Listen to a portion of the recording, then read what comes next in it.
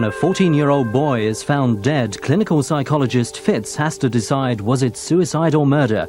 Robbie Coltrane stars in Cracker next Monday night here on Carlton at 9 o'clock. The time now is 10 o'clock.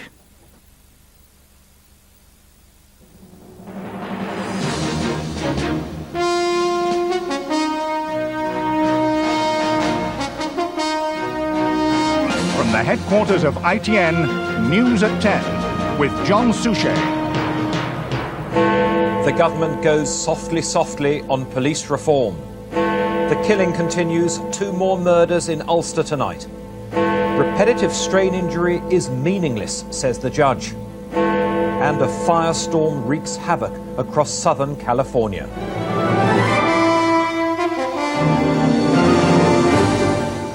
Good evening. The police are claiming a victory for common sense tonight in their long-running campaign against the Sheehy proposals to change the way they work.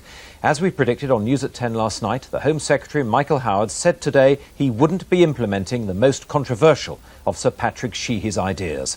Labour called it a climb down. Here's our Home Affairs reporter, Harry Smith. It had been billed as the most radical shake-up of the police this century. In stations around the country, they gathered to hear the verdict. There was relief that some of the most controversial proposals had been dropped, but with many decisions on pay and pensions deferred for further negotiation, the final picture was unclear. I'll believe it when I see it, I think. Leave it at that. I'm not going to start celebrating until we actually see it implemented. It was the uncertainty, a lot of worry, a lot of scaremongering, perhaps the hidden agenda that worried us, and I think he's gone some way today to sort of putting us at ease. The industrialist Sir Patrick Sheehy was appointed to take a business-like look at the police.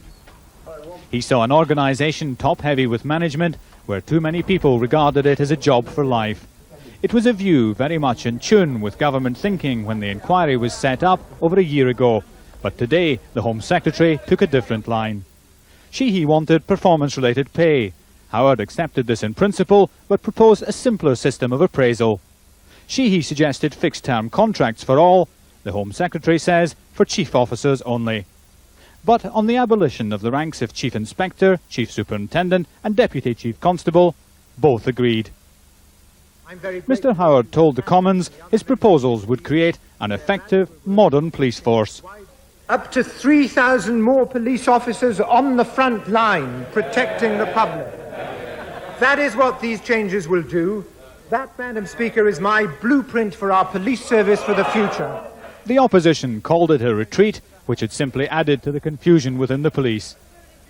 There has unquestionably been the great clamour of a government retreat, but I have to say to him, it is still entirely unclear as to the direction in which he's retreating. Police organisations who'd fought hard against Sheehy welcomed today's announcement. On balance, we are satisfied that what remains will allow the police service to be the same police service in the future as it has been in the past, and that is a progressive organisation, one that is not frightened of reform. It's not just the police who feel a sense of relief tonight. With law and order now top of the political agenda, the last thing the government wanted was a confrontation with a disaffected force. Michael Howard has done enough today to